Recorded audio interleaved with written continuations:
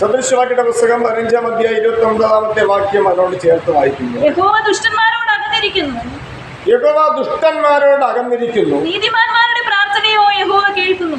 നീതിമാന്മാരുടെ പ്രാർത്ഥന ദൈവം കേൾക്കും. യഹോവ എന്ത് ചെയ്യുന്നു? ദുഷ്ടന്മാരോട് അകന്നിരിക്കുന്നു. ദുഷ്ടന്മാരോട് അകന്നിരിക്കുന്നു. നീതിമാന്മാരുടെ പ്രാർത്ഥന ദൈവം കേൾക്കും. അല്ലെങ്കിൽ അടയ്ക്കാം പ്രാർത്ഥിക്കും. ദുഷ്ടന്മാരോട് അകന്നിരിക്കുകയും നീതിമാന്മാരുടെ പ്രാർത്ഥന കേൾക്കുകയും ചെയ്യുന്ന പരിശുദ്ധ കർത്താവേ, അങ്ങയുടെ കർത്തൃത്വം നിങ്ങളുടെ ജീവിതത്തിലും നിലനിൽക്കേണ്ടത്. വേറെ അനേക കർത്താക്കന്മാർ നിങ്ങളുടെ ജീവിതത്തിൽ കർത്തൃത്വം നടത്തുന്നു എങ്കിൽ അത് തിരിച്ചറിഞ്ഞ് സമ്മതിച്ച് അങ്ങയെ മാത്രം, അങ്ങയുടെ നാമത്തെ മാത്രം സ്വീകരിക്കുന്നവരായി മുന്നേറുക. ബുദ്ധിയുപദേശം വെളിപ്പെടുത്തുന്ന കൃപകൾക്കായി നന്ദിയോടെ സ്തോത്രം ചെയ്തുകൊണ്ട് അങ്ങയുടെ തിരുവചനത്തിൻ്റെ കീഴിൽ അടിങ്ങളെ താഴ്ത്തി സമർപ്പിക്കുന്നു. അങ്ങയുടെ തിരുവചനം ഇടങ്ങളുടെ കാലദീപവും പാതയ്ക്ക് പ്രകാശവുമായിരിക്കാൻ ശത്രു സംഹരിക്കപ്പെടുക. ശത്രു എന്ന് പറയുന്ന കർത്താവെ, ലോകസ്നേഹമാകുന്ന ശത്രു സംഹരിക്കപ്പെടുക. നിത്യജീവനെ പ്രാപിപ്പാൻ തക്കതായ, ആത്മീയ നിയോഗങ്ങളെ പ്രാപിപ്പാൻ തക്കതായ ജീവാർത്ഥമായ ഉപദേശങ്ങളെ ഗ്രഹിച്ചറിയുക. അടിങ്ങളെല്ലാവരെയും സമർപ്പിച്ച് പ്രാർത്ഥിക്കും. ദുഷ്ടന്മാരോട് അകന്നിരുന്ന് നീതിമാന്മാരുടെ പ്രാർത്ഥന കേൾക്കുന്ന അങ്ങയുടെ സാന്നിധ്യം അടിങ്ങളുടെ ജീവിതത്തിൽ ലഭിക്കേണ്ടത്. അടിങ്ങളും ദുഷ്ടതയോട് അകന്നിരിപ്പാൻ, നീതിയോട് അടുത്തു വരുവാൻ അടിങ്ങളെ സമർപ്പണം ചെയ്യും. ശേഷിക്കുന്ന സമയത്തിന്മേലും അങ്ങനെ മാറ്റമില്ലാത്ത സാന്നിധ്യത്തിനായി സ്തോത്രം ചെയ്തു. അങ്ങനെ ബലമുള്ള കീഴ് താഴ്ത്തുന്നു. വിശ്വസിച്ചാൽ ദൈവത്തിന്റെ മഹത്വം കാണുമെന്ന് വെളിപ്പെടുത്തിയ യേശു ക്രിസ്തുവിന്റെ വലിയ നാമത്തിൽ തന്നെ ആമേൻ. Hallelujah, hallelujah, hallelujah. സ്തോത്രം വായിക്കാം. യഹോവ ദുഷ്ടന്മാരോട് അകന്നിരിക്കുന്നു. ആമേൻ. യഹോവ ദുഷ്ടന്മാരോട് അകന്നിരിക്കുന്നു. നീതിമാന്മാരുടെ പ്രാർത്ഥനയോ യഹോവ കേൾക്കുന്നു. നീതിമാന്മാരുടെ പ്രാർത്ഥനയോ യഹോവ കേൾക്കുന്നു. Praise the lord, praise the lord. Amen. അപ്പൊ ദൈവം ദുഷ്ടന്മാരോട് അകന്നിരിക്കുന്നതെങ്കിൽ, നീതിമാന്മാരുടെ പ്രാർത്ഥന ദൈവം കേൾക്കുന്നു എങ്കിൽ അതെന്തായിരിക്കും നീതിമാന്റെ പ്രാർത്ഥന? എന്തുകൊണ്ടാണ് ദുഷ്ടന്മാരോട് ദൈവം അകന്നിരിക്കുന്നത്? ഹല്ലേലൂയ. എന്തുകൊണ്ടാണ് ദുഷ്ടന്മാരോട് ദൈവം അകന്നിരിക്കുന്നുണ്ടായിരിക്കും? നമുക്കറിയാമോ ദൈവം ദുഷ്ടനോട് അകന്നിരിക്കുന്നുവെന്ന്? പക്ഷെ ദൈവം ചെയ്യുന്ന കാര്യം അത് അതേപോലെ വെളിപ്പെടുത്തിയിരിക്കുക. ദൈവം ചെയ്യുന്ന കാര്യം അതുപോലെ വെളിപ്പെടുത്തിയിരിക്കുക. കാരണം എന്താ? നമ്മൾ അതുപോലെ ദുഷ്ടനാണെങ്കിൽ നമ്മെ വിട്ടും ദൈവം അകന്നിരിക്കും. സ്തോത്രം. നമ്മൾ ദൈവത്തിന്റെ ദൈവസന്നിധിയിൽ ദുഷ്ടനാണോ അല്ലയോ എങ്ങനെ അറിയാൻ പറ്റും? 155-ാമത്തെ വാക്യത്തിലേക്ക് തിരിച്ചു വരുമ്പോൾ 119-ാം സങ്കീർത്തനം 155-ാം വാക്യത്തിലേക്ക് രക്ഷ ദുഷ്ടന്മാരോട് അകന്നിരിക്കുക. അത് ദൈവം അകന്നിരിക്കുന്നു. അപ്പോൾ രക്ഷ അകന്നിരിക്കുക.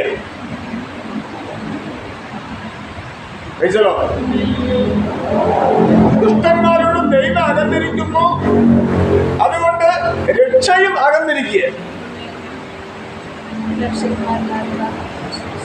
എന്നാൽ നീതിമാന്മാരുടെ പ്രാർത്ഥനയോ ദൈവം കേൾക്കുക. സ്തോത്രം. അത് യെശയ്യാ പ്രവചനം 59-ാം അധ്യായത്തിൽ പറയുന്നത് രക്ഷിപ്പാൻ കഴിയാതെ വണ്ണം യഹോവയുടെ കൈ കുറുകിയിട്ടില്ല, കേൾപ്പാൻ കഴിയാതെ വണ്ണം യഹോവയുടെ ചെവി മന്ദമായിട്ടില്ല. എന്നാൽ മനുഷ്യന്റെ അകൃത്യങ്ങളും പാപങ്ങളും ദൈവത്തെയും മനുഷ്യനെ നമ്മൾ എന്ത് ചെയ്യുന്നു? അകറ്റി വെച്ചിരിക്കുക, ഭിന്നിപ്പിച്ചു വെച്ചിരിക്കുക. ഈ ഭിന്നത മാറുവാനാണ് ദൈവം ഓരോ വചനങ്ങളിൽ കൂടെ മനുഷ്യരോട് സംസാരിക്കുന്നത്. സ്തോത്രം. അടുത്ത വാക്യം വായിക്കുമ്പോൾ നമ്മുടെ അകൃത്യങ്ങളെത്രയും നമ്മെയും നമ്മുടെ ദൈവത്തെയും തമ്മിൽ ഭിന്നിപ്പിച്ച്, നമുക്കറിയാമോ, എന്നെയും ദൈവത്തെയും തമ്മിൽ ഭിന്നിപ്പിക്കുന്നത് എന്റെ പാപമാണ്, പിശാചല്ല. എന്നെയും ദൈവത്തെയും തമ്മിൽ ഭിന്നിപ്പിക്കുന്നത് അകറ്റുന്നത് പിശാചല്ല. ദൈവം എന്നോട്ട് അകന്നു പോകുന്നതല്ല. എന്നെയും ദൈവത്തെയും തമ്മിൽ അകറ്റി മാറ്റുന്ന, അല്ലെ ഭിന്നിപ്പിക്കുന്നവരെ ഭിന്നതയുടെ ആത്മാവ് നിൽക്കുക. സ്തോത്രം. അതെന്താണ് ആ ഭിന്നത? നമ്മുടെ പാപം. സ്തോത്രം. നമ്മുടെ അറിവില്ലായ്മകൾ, ദൈവത്തെക്കുറിച്ച് തിരിച്ചറിവില്ലായ്മ. ഇത് ദൈവത്തെ എന്നെ നമ്മൾ എന്ത് ചെയ്യും? ഭിന്നിപ്പിക്കും. ഇത് ഞാൻ എങ്ങനെ അറിയും? ഞാനും ദൈവം തമ്മിൽ അകന്നിരിക്കുക, ഭിന്നിച്ചിരിക്കുക. എങ്ങനെ ഞാൻ അറിയും?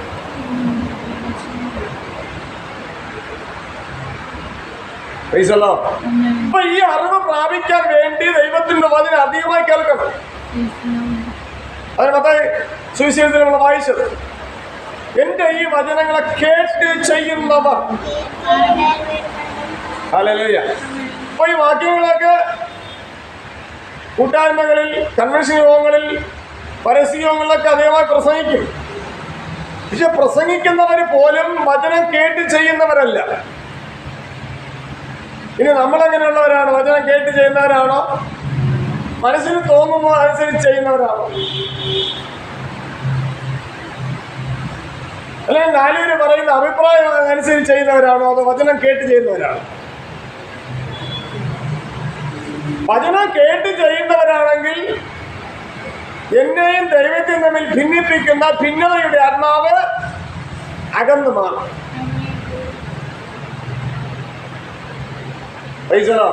ഭാര്യയും ഭർത്താവിനും തമ്മിൽ അകറ്റുന്നവരാണ്. ഭാര്യയും ഭർത്താവിനും തമ്മിൽ അകറ്റുന്നവരാണ്. പിശാചാണോ? ദൈവമാണോ? ഭാര്യയുടെയും ഭർത്താവിൻ്റെയും സംസാരങ്ങളുടെ അഭിപ്രായ വ്യത്യാസമാണ് അകറ്റുന്നത്. രണ്ടുപേര് സംസാരിക്കുന്നതിനുള്ള പൊരുത്തമില്ലായ്മ, അതിന് മനപ്പൊരുത്തം കൊണ്ട് പറയാം, മനപ്പൊരുത്തമില്ലായ്മ. ഒരു ശുശ്രൂഷകനെ കുറിച്ച്, ആ ശുശ്രൂഷകന്റെ ഭാര്യയെ കുറിച്ച് വേറെ മൂന്നാം സ്ഥാനം ഒരാൾ പറഞ്ഞു കേട്ടു. അവർ ശുശ്രൂഷകരാണ്, ശുശ്രൂഷകന്റെ ഭാര്യയാണത്. രണ്ടുപേര് ഭാര്യയും ഭർത്താവാണ്. പക്ഷെ രണ്ടുപേർക്ക് എന്തില്ല? മനപ്പൊരുത്തമില്ല. ചില വർഷങ്ങൾക്ക് മുമ്പ് പറഞ്ഞു കേട്ട കാര്യം, മനപ്പൊരുത്തമില്ല. അപ്പൊ മനപ്പൊരുത്തമില്ലാത്ത കാരണത്താലാണ് ഭാര്യയും ഭർത്താവും തമ്മിൽ അകലുന്നത്. ആരും ശുത്രം ചെയ്തിട്ടൊന്നുമല്ല. ശുത്രം ചെയ്തു, ഇത് പിശാചാണ്, ഇത് മന്ത്രവാദമാണ്, അല്ലെങ്കിൽ വേറെ എന്തെങ്കിലും പ്രശ്നങ്ങളാണെന്നൊക്കെ മനുഷ്യന്റെ അറിവില്ലായ്മയിൽ നിന്ന് ഉളവായി വരുന്ന വാക്കുകളത്. ഇതൊക്കെ നമ്മൾ തിരിച്ചറിയണം. തിരിച്ചറിഞ്ഞാലേ നമ്മൾ ബുദ്ധിമാനവരാകണം. സ്തോത്രം. തിരിച്ചറിഞ്ഞില്ലെങ്കിൽ നമ്മളെ മൂഢന്മാര്. കുറച്ചുകൂടെ എടുത്ത് പറഞ്ഞ പിന്നെ ദുഷ്ടന്മാരാ. സ്തോത്രം. അങ്ങനെ അപ്പനെയും മക്കളെയും തമ്മിൽ അകറ്റുന്നത് തിരിച്ചറിവില്ലായ്മയാണ്, അഭിപ്രായ വ്യത്യാസം. ഹല്ലേലൂയ. ചിന്തിക്കേണ്ട മനോബോധം ഇല്ലായ്മ. ഒന്നുകിൽ അപ്പനില്ല ചിന്തിക്കേണ്ട മനോബോധം, ഇല്ലെങ്കിൽ മകന് ചിന്തിക്കേണ്ട മനോബോധം ഇല്ല. ഒന്നുകിൽ മകൾക്ക് ചിന്തിക്കേണ്ട മനോബോധമില്ല, അല്ലെങ്കിൽ അമ്മയ്ക്ക് ചിന്തിക്കേണ്ട മനോബോധമില്ല. അങ്ങനെ അവർ തമ്മിൽ അകലും. ഇതെല്ലാം നേരെ കൊണ്ട് മനുഷ്യ ജീവിതത്തിൽ എല്ലാം നേരെ വയ്ക്കുന്നതാണ് പിശാചിന് കളിക്കുക. അതിന് പരിഹാരം കിട്ടില്ല. കുടുംബങ്ങളിൽ വ്യക്തികളിൽ പരിഹാരം കിട്ടാത്ത കാരണം എന്ന് ചോദിച്ചാൽ എല്ലാം പിശാചിന് തലകൊണ്ട് വയ്ക്കണമല്ലോ. പിശാച് ചെയ്യുന്ന പ്രവൃത്തിയുടെ പരിഹാരത്തിനല്ല യേശു ക്രിസ്തു കാൽവരി ക്രൂശിൽ യാഗമായത്. മനുഷ്യൻ ചെയ്യുന്ന പ്രവൃത്തി ദോഷത്തിന് പരിഹാരത്തിന് വേണ്ടിയാണ്. അപ്പോഴും മനുഷ്യൻ ചെയ്യുന്ന പ്രവൃത്തി ദോഷം മനുഷ്യൻ തന്നെ തിരിച്ചറിഞ്ഞ് അവരെ തന്നെ സമ്മതിക്കണം. സമ്മതിക്കുന്നവർക്കാണ് യേശു ക്രിസ്തുവിന്റെ പാപബോധമാണ്. തുളസിലേഖനം 1-15 വാക്യം വായിക്കുമ്പോൾ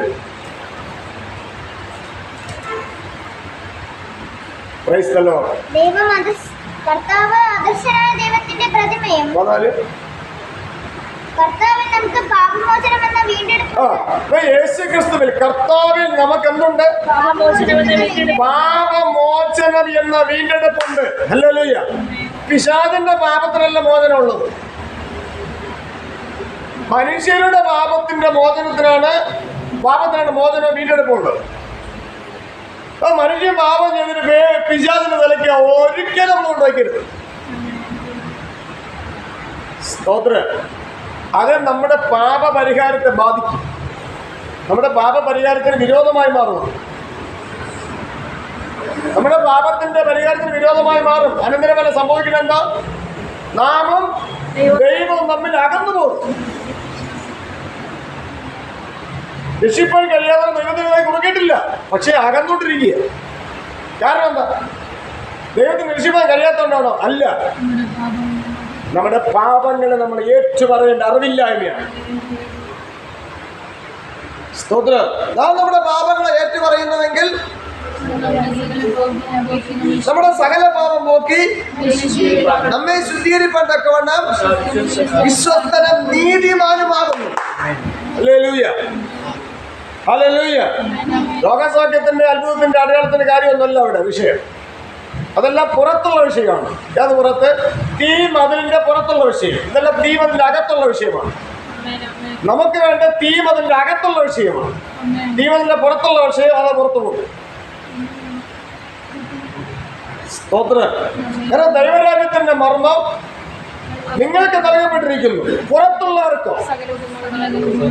തീ മതിലിന്റെ പുറത്തുള്ളവർക്ക് സകല ഉപമയ, അതെല്ലാം നശിച്ചു പോകുന്ന കാര്യങ്ങളായിട്ട് കൊടുത്തിരിക്കുന്നു.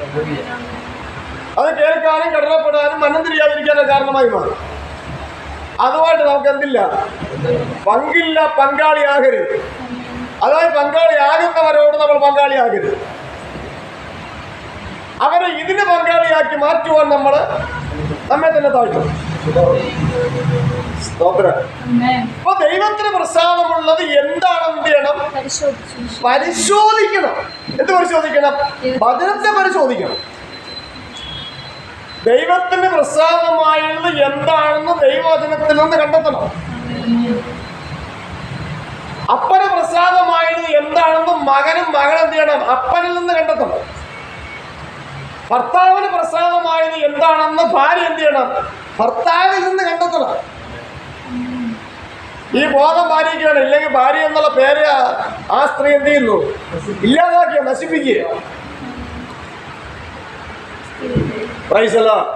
പിന്നെ ഇന്നത്തെ ശുശ്രൂഷകരെ സംബന്ധിച്ച്, ക്രിസ്ത്യാനിയെ സംബന്ധിച്ച് നോക്കുമ്പോൾ ഭാര്യ എന്ന് പേര് കേട്ട് കഴിഞ്ഞാൽ അത് ഭാര്യയുണ്ട്.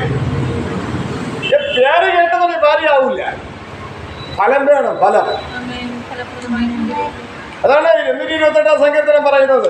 ആമസ്തോത്രം. നിന്റെ ഭാര്യ നിന്റെ വീട്ടിനകത്ത് ഫലപ്രദമായ മുന്തിരിവള്ളി പോലെ ഇരിക്കും. ഫലം വേണം. ഫലം ഉണ്ടെങ്കിൽ മാത്രം മുന്തിരിവള്ളി ആകുള്ളൂ. മുന്തിരിവള്ളി ആയാൽ മാത്രമേ ഭാര്യ എന്ന പേരിന് അർഹതയുള്ളൂ.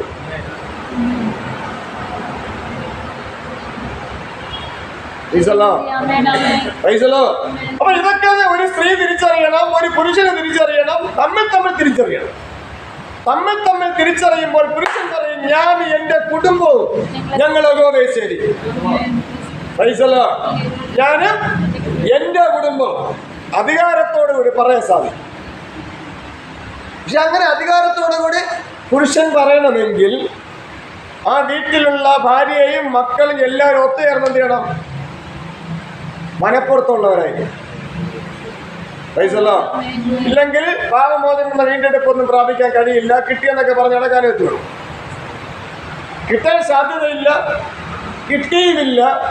പാപമോചനം എന്ന വീണ്ടെടുപ്പ്, പാപമോചനം എന്ന വീണ്ടെടുപ്പ് കിട്ടിയില്ല, കിട്ടാൻ സാധ്യതയില്ല. അതുകൊണ്ട് കിട്ടിയെന്ന് പറഞ്ഞു നടക്കും.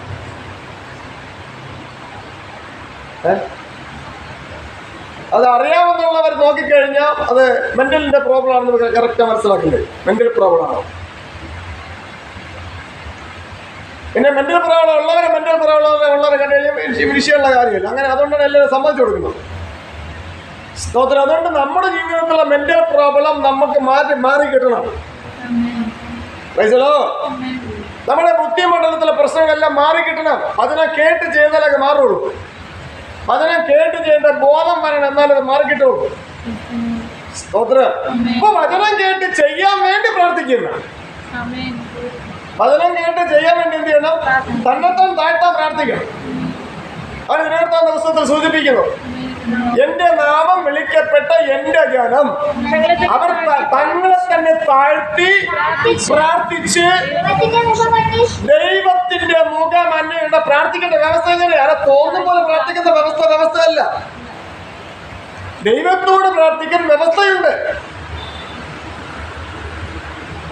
കേരളത്തിലെ മുഖ്യമന്ത്രിയുടെ ഓഫീസിൽ കയറി പോകണമെങ്കിൽ വ്യവസ്ഥയുണ്ട്. ആ വ്യവസ്ഥയില്ലാതെ കയറിപ്പോയി അങ്ങോട്ട് കയറാൻ കഴിയില്ല. അതിന് മുൻപ് തന്നെ എന്ത് ചെയ്യും? തടയും.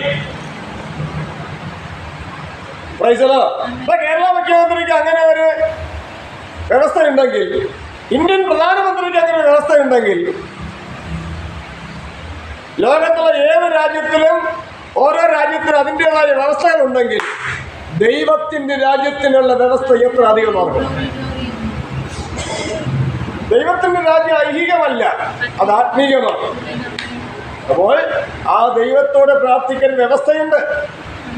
വ്യവസ്ഥയില്ലാതെ പ്രാർത്ഥിച്ചാൽ ആ പ്രാർത്ഥന പാപമായി മാറും. ആ പ്രാർത്ഥന ദൈവം കേൾക്കുന്നില്ല. പ്രാർത്ഥിക്ക എന്ത് ചെയ്യുന്നു? ദൈവം നമ്മെ വിട്ട് അകന്നു പോകേണ്ടക്കവണ്ണം നമുക്ക് നമ്മുടെയും ദൈവത്തിന്റെ ഇടയിലെ പാപത്തോട് പാപം കൂടുകയാണ്. ഇതൊക്കെ തിരിച്ചറിയേണ്ട ബോധം നമുക്കില്ലെങ്കിൽ, ഈ ബോധം തരുന്ന ദൈവത്തിന്റെ ദാനം, ഈ ബോധം ദൈവത്തിന്റെ ദാനം. അത് വചനം കേൾക്കുന്നവരാണ് ബോധം വരുന്നത്. അതിനുവേണ്ടി വചനം കേൾക്കാനുള്ളത്. ഇത് കേൾക്കാൻ മനസ്സില്ലാത്തവരെ കുറിച്ച് പറയുന്ന ദുഃഖമെന്ന്. അതുകൊണ്ട് ദൈവം അവരോട് അകന്നിരിക്കുന്നു. അവൻ ദൈവത്തെ വിട്ട് അകന്നിരിക്കും.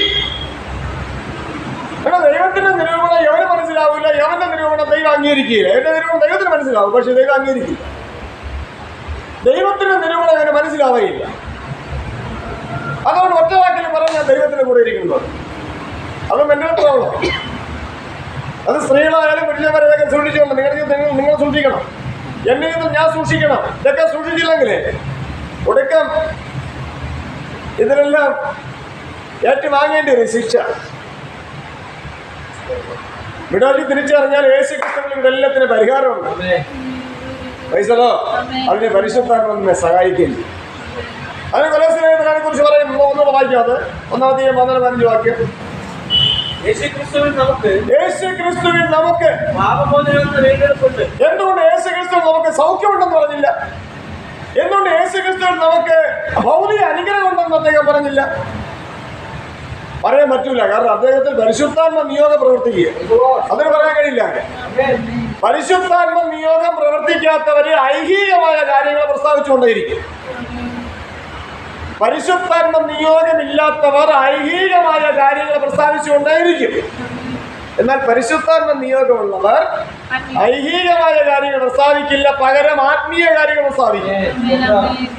ആത്മീയ കാര്യത്തിന്റെ ഒരു ഭാഗമാണ് എഴുതിയിരിക്കുന്നത്. ക്രിസ്തുവിൽ നമുക്ക് അവൻ പാപമോചനമെന്ന വീണ്ടെടുപ്പുണ്ട്. ഹല്ലേലൂയ. 1 തിമോത്തി 1:15 വായിക്കുമ്പോഴും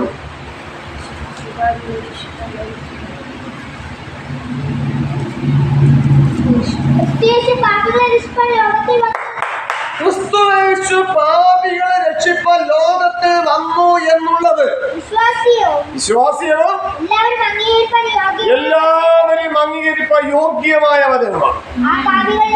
ഹല്ലേലൂയ, ഹല്ലേലൂയ. ക്രിസ്തുയേശു ലോകത്തിൽ വന്ന് എന്തിനു വേണ്ടിയാ? കനാവിലെ കല്യാണത്തിന് വെള്ളം വീഞ്ഞാക്കാനല്ല, ലാസർ ഉയർപ്പിക്കാനല്ല. യേശു ക്രിസ്തു ലോകത്തിലേക്ക് വന്ന നൈൻബ് പട്ടണത്തിലെ വിധവയുടെ മകനെ ഉയർപ്പിക്കാനല്ല. യേശു ക്രിസ്തു ലോകത്തിൽ വന്ന കുഷ്ഠരോഗികളെ സൗഖ്യമാക്കാനല്ല. യേശു ക്രിസ്തു ലോകത്തിൽ വന്നത് 38 വർഷം പക്ഷപാതക്കാരനായിരുന്ന മനുഷ്യനെ സൗഖ്യമാക്കാനുമല്ല. അങ്ങനെ തുടങ്ങി ഒരു കാര്യത്തിലല്ല യേശു ക്രിസ്തു വന്നത്. സാക്ഷാൽ യേശു ക്രിസ്തു വന്നത് പാപികളെ രക്ഷിപ്പാൻ വേണ്ടിയാണ്. ദുഷ്ടനെ രക്ഷിക്കാനുമല്ല വന്നത്, പാപിയെ രക്ഷിപ്പാൻ. അതാണ് വിശ്വാസയോഗ്യം. Hallelujah, hallelujah. അതാണ് പരിശുദ്ധാത്മ നിയോഗമുള്ളവർ പറയുന്ന വചനം. ഈ വചനം കേട്ട് നമ്മൾ ചെയ്യണം. ഈ വചനത്തിന്റെ കൂട്ടത്ത് പരിശുദ്ധാത്മ നിയോഗമില്ലാതെ തോന്നിയ മാസം ഇതില് ഇഞ്ചക്ഷൻ ചെയ്ത് പ്രസംഗിക്കുന്നവരുടെ വചനം കേൾക്കരുത്. ആ വാക്കുകൾ കേൾക്കരുത്. കാരണം പരിശുദ്ധാത്മ നിയോഗം ഇല്ലാത്തവരുടെ വാക്കുകൾ. പരിശുദ്ധാത്മ നിയോഗമുള്ളവരുടെ വായിലെ വാക്കും പരിശുദ്ധാത്മ നിയോഗം ഇല്ലാത്തവരുടെ വായിലെ വാക്ക് തമ്മിൽ തിരിച്ചറിയണം. അത് തിരിച്ചറിയണമെങ്കിൽ തിരിച്ചറിവുള്ള ഹൃദയം വരണം. തിരിച്ചറിവുള്ള ഹൃദയം എന്ന് ഉദ്ദേശിക്കുന്നത് തിരിച്ചറിവിന്റെ ആത്മാവ് വസിക്കേണ്ട ഹൃദയം വരണം. കാരണം ദൈവത്തിന്റെ ആത്മാവ് തിരിച്ചറിവിന്റെ ആത്മാവാണ്. കൃഷ്ണന്റെ ആലോചന അത്യുന്നതിന്റെ ആലോചന അതിന്റെ വ്യത്യാസങ്ങൾ മനസ്സിലാക്കി കൊടുക്കുന്ന ആത്മാവാണ് തിരിച്ചറിവിന്റെ ആത്മാവ്. ആ ആത്മാവ് എല്ലായിടത്തും വസിക്കില്ല. ആ ആത്മാവ് വസിക്കണമെങ്കിൽ ഇവിടെ ആ ആത്മാവ് വസിക്കാൻ വേണ്ടി ഒരു ഇടം ഉണ്ടായിരിക്കും. ഹല്ലേലൂയ. അതിന് ഉദാഹരണമായി പറഞ്ഞാൽ ഗ്രൂപ്പ് മാറി രക്തം ഒരു മനുഷ്യന്റെ ശരീരത്തിൽ കടത്തിവിട്ടാൽ ആ മനുഷ്യന്റെ ജീവൻ അവിടെ കാണും. രക്തമല്ലേ, 2 രക്തമല്ലേ, 2 ചുവപ്പ് കളറല്ലേ, ചുമപ്പ് കളറല്ലേ, പിന്നെ എന്താ ചേരാത്തത്? ഇതാര് കണ്ടുപിടിച്ച?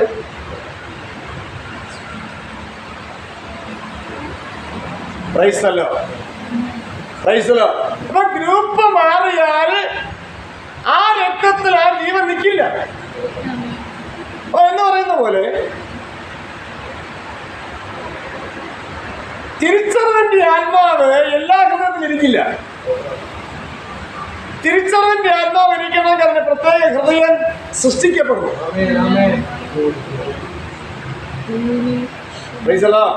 അപ്പൊ ആ തിരിച്ചറിവിന്റെ ഹൃദയം നമ്മിൽ സൃഷ്ടിക്കപ്പെടുവാൻ വേണ്ടി നമ്മൾ പ്രാർത്ഥിക്കുകയും വേണം. അതിന് യോഗ്യമായ വചനം കേൾക്കുകയും വേണം. കാരണം വചനം എന്ത് ചെയ്യുന്നു? സൃഷ്ടി നടത്തുന്നു. വചനം എന്താ സൃഷ്ടി നടത്തുന്നത്? തിരിച്ചറിവില്ലാത്ത ഹൃദയം തിരിച്ചറിവുള്ള ഹൃദയം ഇല്ലാത്തവർക്ക് തിരിച്ചറിവുള്ള ഹൃദയം സൃഷ്ടിച്ചു കൊടുക്കും. കർത്താവിന്റെ ശബ്ദ സൃഷ്ടി നടത്തും. വായിലെ വാക്കെന്ത് ചെയ്യും? സൃഷ്ടി നടത്തും. പുതിയ സൃഷ്ടിയാക്കി മാറ്റും.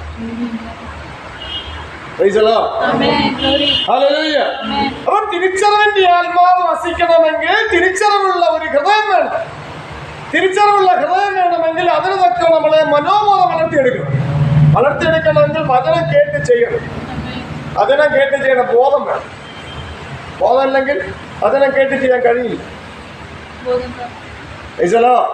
ആഗോള വ്യാപകമായിട്ട് ഒരു വിശ്വാസം അങ്ങ് എല്ലാവർക്കും ഉൾക്കൊണ്ട് വയ്ക്കാൻ പറ്റും. അത്രയേ ഉള്ളൂ. അതുകൊണ്ട് ഗുണമില്ല. ആഗോള വ്യാപകമായ വിശ്വാസമല്ല നമുക്ക് വേണ്ടത്. നമുക്ക് യഥാർത്ഥ വിശ്വാസം വേണം. യേശുക്രിസ്തു ഭാവിയെ രക്ഷിപ്പാൻ ലോകത്തിൽ വന്നു എന്നുള്ള വിശ്വാസവും എല്ലാവരും അംഗീകരിക്കാൻ യോഗ്യമായ വചനം തന്നെ. ആ വിശ്വാസമാണ് വേണ്ടത്. അതിനപ്പുറമായ വിശ്വാസം ഒന്നും വേണ്ട. അതെല്ലാം അതിന്റെ പുറത്തുള്ള വിശ്വാസങ്ങളാണ്. അതിന്റെ പുറത്തുള്ള വിശ്വാസം അകത്ത് കയറരുത്. അതിന്റെ അകത്തുള്ള വിശ്വാസം പുറത്തും പോകരുത്. സ്തോത്രം.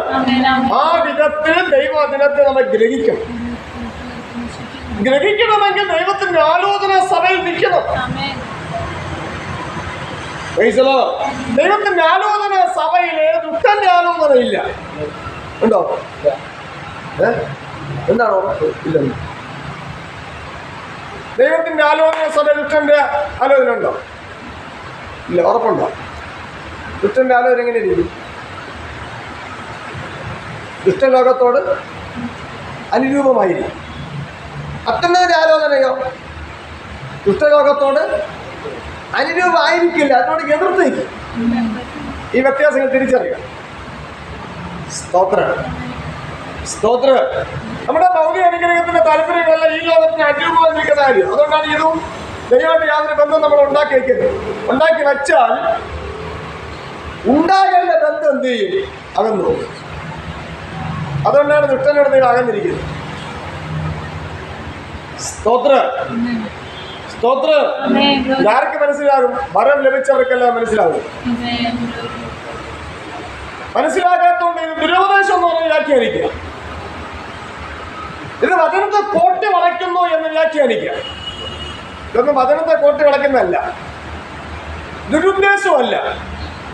ഇതെല്ലാം ആജ്ഞയുടെ ഉദ്ദേശം. കാരണം നമ്മുടെ ചിന്തകൾ എപ്പോഴും തീ മതിലിന്റെ അകത്തായിരിക്കണം നിൽക്കേണ്ടത്. തീ മതിലിന്റെ പുറത്ത് പോകരുത്. ഭൗതിക വിഷയങ്ങളെല്ലാം തീ മതിലിന്റെ പുറത്തുള്ള കാര്യം. നമ്മുടെ ശരീര സംബന്ധമായ കാര്യങ്ങളെല്ലാം തീ മതിലിന്റെ പുറത്തുള്ള കാര്യം. സ്തോത്രം.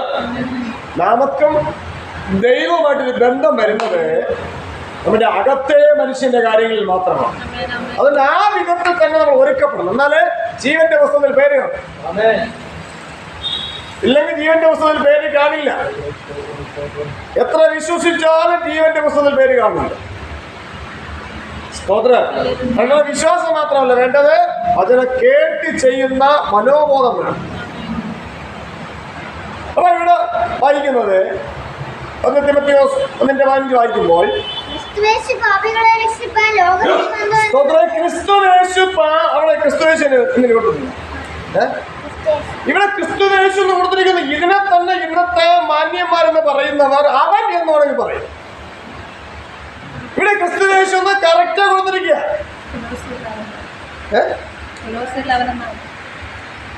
ഇവിടെ ക്രിസ്തുയേശു എന്ന് കൃത്യമായിട്ട് കൊടുത്തിരിക്കുക. അപ്പൊ ഈ കൃത്യമായിട്ട് കൊടുത്തിരിക്കുന്ന ക്രിസ്തുയേശു എന്നുള്ള കാര്യം മാറ്റിയിട്ട് അവനെന്ന് എവിടെ കൊടുത്തിട്ടുണ്ട് അതിനെടുത്ത് പറയും. അപ്പോൾ അവനെന്ന് കൊടുത്തിരിക്കുന്ന കാര്യം മാറ്റി വെച്ചിട്ട് ക്രിസ്തുയേശു എന്ന് കൊടുത്തിരിക്കുന്ന കാര്യം എടുത്തു പറയണം. കാരണം പരിശുദ്ധാത്മാവിലല്ലാതെ ഒരു മനുഷ്യനും യേശു ക്രിസ്തുവിനെ ക്രിസ്തു എന്ന് പറയാൻ കഴിയില്ല. അപ്പോൾ അവനെന്ന് പറയുന്ന ഏത് ആത്മാവിനാണ്? അപ്പൊ അത് ബൈബിളിൽ എഴുതിയിരിക്കുന്നല്ലേ. അത് തർജ്ജമ ചെയ്ത് നമ്മളെ വ്യത്യാസം മനസ്സിലാക്കണം. എന്നുള്ള ആൾക്കാരെല്ലാം ബുദ്ധി രാഷ്ട്രീയമാരില്ലേ, വലിയ ഡിഗ്രി ഉള്ളവരല്ലേ, ഡോക്ടറേറ്റ് ഉള്ളവരല്ലേ. പിന്നെ എന്തുകൊണ്ടാണ് ഇതൊക്കെ മനസ്സിലാക്കാൻ പറ്റാത്തത്?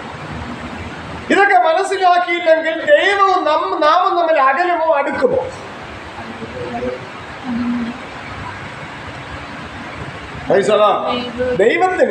ദൈവത്തിൻ്റെതായൊരു മൂല്യമുണ്ട്. ദൈവത്തിൻ്റെതായൊരു പദവിയുണ്ട്. ആ പദവിയെ വിട്ടുകളയാൻ ദൈവം ആഗ്രഹിക്കുന്നില്ല, വിട്ടുകളയില്ല. പക്ഷെ മനുഷ്യ അങ്ങനെയല്ല. മക്കളെ അപ്പനെ ഇടാപോടാന്ന് വിളിച്ചാലും ചില അപ്പന്മാർക്ക് ഒരു പ്രയാസമൊന്നുമില്ല.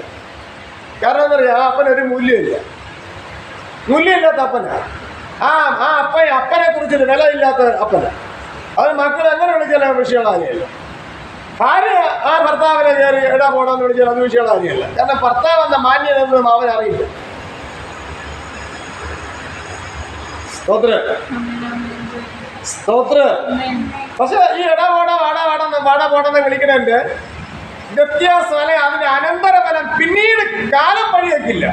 പിന്നീട് കാലം തിരിച്ച് കാലമല്ല കാലം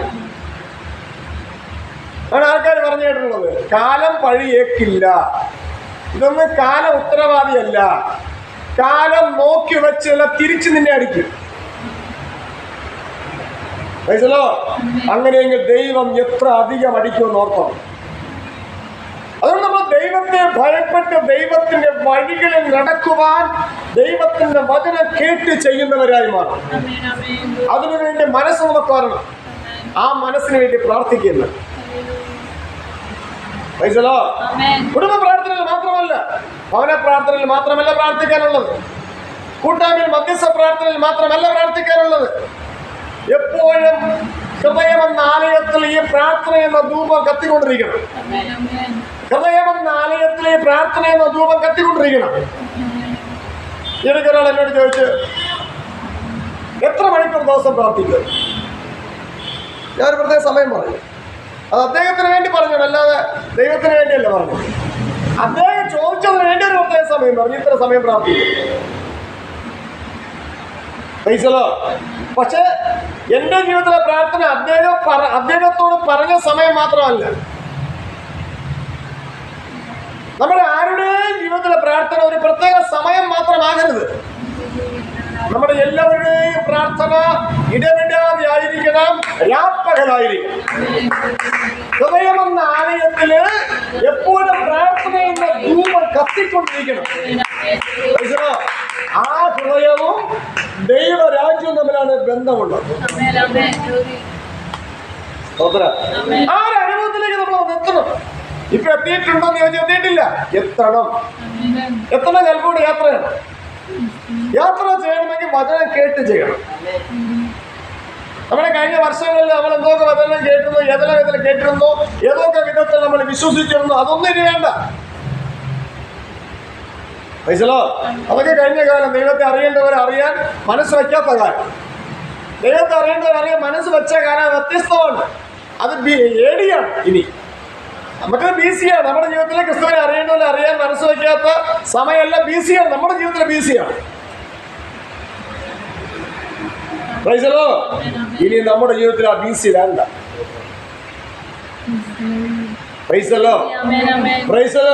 നമ്മുടെ ജീവിതത്തിൽ ആ BC വേണ്ട എന്ന് പറയുമ്പോഴും നമ്മുടെ ജഡ താല്പര്യങ്ങളെല്ലാം BC-യാണ്. നമ്മുടെ ആത്മീയ താല്പര്യമാണ് ഏടിയിൽ വരുന്നത്. ഇത് നമ്മൾ തിരിച്ചറിഞ്ഞിരിക്കണം. തിരിച്ചറിഞ്ഞില്ലെങ്കിൽ ഈ ഏടിയും ഈ BC-യും തമ്മിൽ വേർപെടില്ല, എപ്പോഴും അടിച്ചുകൊണ്ടിരിക്കും. കാരണം ജഡാഭിലാഷവും ആത്മാഭിലാഷവും തമ്മിൽ എപ്പോഴും അടിയായിരിക്കും. നമ്മളും അറിയില്ല ഈ അടി. അങ്ങനെ വരുമ്പോൾ ദൈവരാജ്യത്തിന്റെ അവകാശത്തെക്കുറിച്ചുള്ള മനോബോധം നമുക്ക് നഷ്ടപ്പെട്ടുകൊണ്ടിരിക്കും, വളർന്നു വരില്ല. ഇതെല്ലാം നമ്മൾ തിരിച്ചറിഞ്ഞില്ലെങ്കിൽ നമ്മൾ ദുഷ്ടരായിരിക്കവേ ദൈവവും നമ്മൾ തമ്മിൽ അകന്നിരിക്കും. അങ്ങനെ സംഭവിക്കാതിരിക്കാനാണ് ഈ എഴുതിയിരിക്കുന്നത്. വായിക്കാം. ലോകത്തിൽ വന്നു എന്നുള്ളത് വിശ്വാസിയും എല്ലാവരും അംഗീകരിപ്പാൻ യോഗ്യമായ വചനം തന്നെ അംഗീകരിച്ചേ പറ്റത്തുള്ളൂ. സ്തോത്രം. ഇത് അംഗീകരിക്കാത്തവരാണ് ഈ വാക്യം വായിക്കും, പ്രസംഗിക്കുകയും ചെയ്യും, പിന്നെ രോഗസൗഖ്യത്തിലേക്ക് വിഷയം മാറും, അത്ഭുതങ്ങളിലേക്ക് വിഷയം മാറും, അടയാളങ്ങളിലേക്ക് വിഷയം മാറും, സാമ്പത്തിക വിഷയങ്ങളിലേക്ക് വിഷയം മാറും. അങ്ങനെയൊക്കെ വിഷയം മാറിക്കഴിഞ്ഞാൽ കെട്ടില്ലാതെ അഴിച്ചുവിട്ട കാള പോകും പോലെ പോകും, ബ്രേക്കില്ലാത്ത വാഹനം പോകും പോലെ പോകും. എങ്ങോട്ടാ പോകുന്നതെന്ന് ലക്ഷ്യമില്ല, എവിടെ അവസാനിക്കുന്ന ലക്ഷ്യമില്ല. നിയന്ത്രണം നഷ്ടപ്പെട്ടതായ പ്ലെയിൻ പോകും പോലെ പോകും. നമ്മുടെ ജീവിതവും നമ്മുടെ മനസ്സും അങ്ങനെയാകരുത്. എപ്പോഴും ദൈവവചനം സംബന്ധിച്ച് ഒരു നിയന്ത്രണം ഉണ്ടായിരിക്കും. സ്തോത്രം. കൊലോസ്യർക്ക് വായിച്ചേ. കൊലോസ്യനെ വായിര്.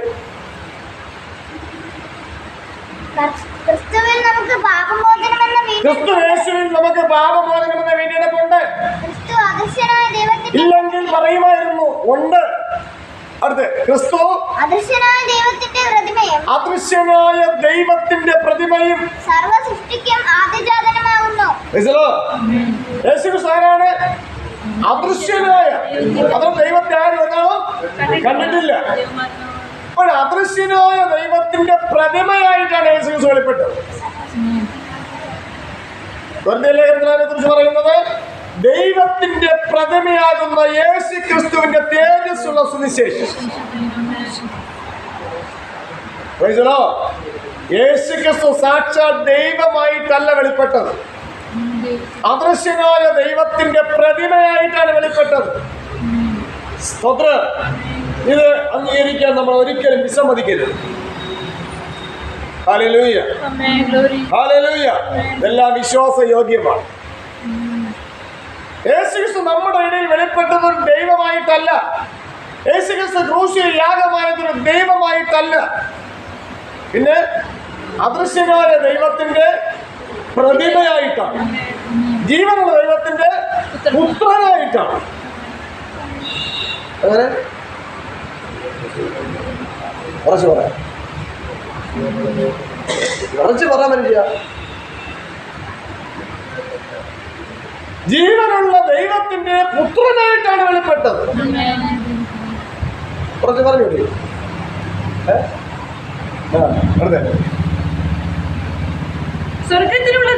സ്വർഗത്തിലുള്ളതും ഭൂമിയിലുള്ളതും ദൃശ്യമായതും അദൃശ്യമായതും സിംഹാസനമാകട്ടെ, കർത്തൃത്വങ്ങളാകട്ടെ, വാഴ്ചകളാകട്ടെ, അധികാരങ്ങളാകട്ടെ, സകലവും കർത്താവ് മുഖാന്തരം സൃഷ്ടിക്കപ്പെട്ടു.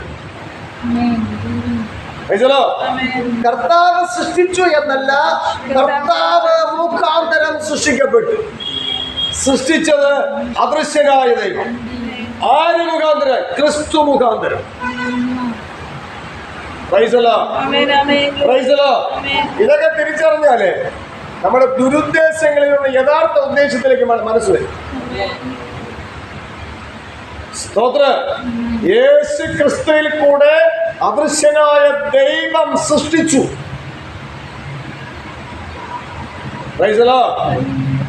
ഈ യേശു ക്രിസ്തുവാണ് നമ്മുടെ രക്ഷകനായി മാറാനുള്ളത്. അതിന്റെ വചനം കേട്ട് ചെയ്യണം, എന്നാലും രക്ഷകനായിട്ട് നിൽക്കും. ഓരോ ഉദാഹരണം, നമ്മളെ ഒരു കുറ്റത്താൽ പിടിക്കപ്പെട്ടില്ല, അതിൽ നിന്ന് മോചിപ്പിക്കാൻ വേണ്ടി നമ്മെ ഒരു വക്കീല് സഹായിക്കുന്നിരിക്കട്ടെ. അപ്പോൾ ആ വക്കീല് പറയുന്ന കാര്യങ്ങൾ നമ്മൾ കേട്ട് ചെയ്തില്ലെങ്കിൽ ആ വക്കീൽ നമുക്ക് നിൽക്കും. അപ്പൊ നമ്മൾ ദൈവത്തിൽ കുറ്റക്കാരെ പിടിക്കപ്പെട്ടവര്. അപ്പൊ യേശു ക്രിസ്തു മധ്യസ്ഥൻ അല്ല, വക്കീൽ എന്ന് പറയും, അല്ലേ, ജാമ്യക്കാരൻ എന്ന് പറയാം. എന്ന ഭക്തൻ പറയാണ്, എന്റെ ജാമ്യക്കാരൻ ഉയരത്തിലും എന്റെ സാക്ഷി സ്വർഗത്തിലിരിക്കുക. അത് യേശു ക്രിസ്തുവിനെ കണ്ടുകൊണ്ട് പറയാം. അപ്പൊ ഇതേപോലെ നമുക്കും ആരാണ്? യേശു ക്രിസ്തു നമ്മുടെ ജാമ്യക്കാരനാണ്. പിന്നെ നമുക്ക് വേണ്ടി സാക്ഷ്യം പറയുന്ന നമ്മുടെ കർത്താവ് യേശു ക്രിസ്തു. അപ്പോൾ ആ യേശു ക്രിസ്തുവിന്റെ വാമൊഴികൾ കേട്ട് നമ്മൾ ചെയ്യണം. അതാണ് അമ്മ എന്ന മറിയയും പറഞ്ഞത്. കർത്താവ് എന്തെങ്കിലും കൽപ്പിച്ചാൽ അത് ചെയ്തി.